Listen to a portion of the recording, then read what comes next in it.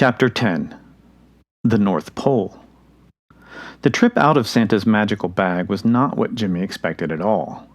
When they reached the rear of the lodge, Jimmy spotted the hole from which he and Santa had climbed, noting how much higher it seemed. The opening, now framed in beautiful dark wood, rested a good 20 to 25 feet up the brick wall. How they would reach it mystified Jimmy, until Santa provided a wondrous solution. He simply whistled 3 times, and a glass staircase shimmered into existence before them. Again, Jimmy's jaw dropped, and he found it impossible not to stare at his feet as they climbed, thinking that any moment the glass would give way. It looked so thin and so delicate. Of course, the staircase held just fine. As they stepped onto the bag's red velvet, the walls expanded so both Santa and Jimmy could walk side by side to the exit. A short scramble over the seat, and both were seated comfortably in the sleigh. Jimmy glanced over his shoulder at the large red bag. Did we shrink when we went inside, or did the bag grow? Or maybe we shrank while the bag grew? Santa chuckled. I think a little bit of everything. I stopped trying to understand some of the elves' magic a long time ago. Did you know most of the elves are older than me, and yet more than half of them look and act as if they are still children? It's quite a thing. Jimmy thought about asking Santa how old he was, but considered the question rude and simply nodded. Older than you think, Santa said. What? You were wondering how old I was. Yes? Well, yes, sir, but... Santa laughed. To be quite honest, I stopped counting after a while.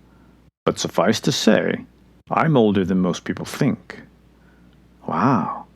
Wow is right, Santa said and grinned.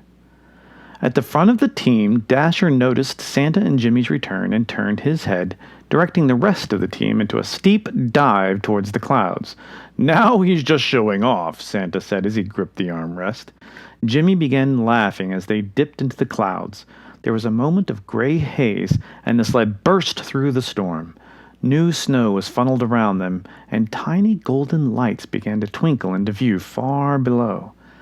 Dasher seemed glad to be home and sped along, rising and falling in an unending roller coaster of magical maneuvers. He thinks he's a Coney Island attraction sometimes, that boy, Santa said and laughed as Dasher plunged towards the earth again. My dad used to, Jimmy started, but Dasher pulled the sleigh back up into the sky for another round of twists and dips, interrupting Jimmy's ability to speak for a moment. He used to talk about the cyclone roller coaster there, he finished when his stomach resituated itself. Ah, the cyclone. I love that coaster, Santa said. Wait until you see the ones we've been working on here. You build roller coasters? Jimmy asked. Oh, we've been constructing some that won't make their debut for another 40, 50 years. Dasher loves to help the elves with their designs. 40 or 50 years? Jimmy asked.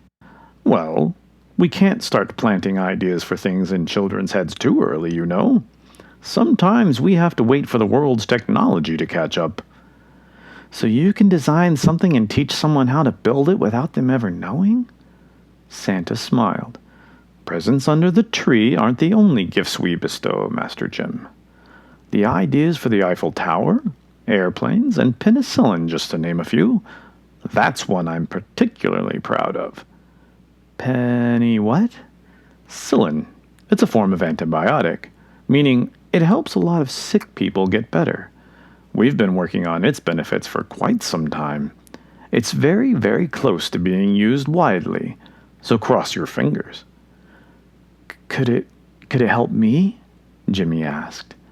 Santa looked over and his smile faded a bit. I'm afraid not, Jim. But remember, I have ideas on that too. Dasher finished a few more excited tricks and slowed the team as tiny buildings began to appear below. Jimmy pointed. Is that it? That it is, Santa answered. Dasher began a soft downward spiral towards the lights. As Jimmy watched, more and more features began to take shape beyond the snow and ice. The clouds were dark, but the glow from thousands of windows lit the entire night sky. "I think we can give the snow a rest for a few moments, don't you?" Santa asked, and with a clap of his mitten-covered hands, the storm above parted. Jimmy turned his earthward gaze skyward and marveled at the array of colors that rippled and waved like giant curtains spun from rainbows. "What is—" Jimmy tried to ask, but lost his question amidst the waves of awe which flooded over him. "That, Master Jim, is the Aurora Borealis. Stunning, isn't it?" Jimmy was still unable to speak, so he simply nodded. Out of all the wondrous and beautiful sights he'd seen thus far, none compared to the magnificence above. "You know, normally you can see those lights almost every night, but I've been asking for snow on a regular basis these last few years." "Asking for snow?" "We're going to need it around here in the near future. At least enough to last until everyone takes care of the warming. But speaking of starting, don't get me going on about all of that." Jimmy had no idea what Santa was talking about, but whatever it was, he seemed passionate about it. "You'll have to forgive old Santa, Jim. I tend to get a little flustered over problems I can't solve quickly." Like the war?" Jimmy asked. "Especially wars. You would think the size of the last one would have been enough.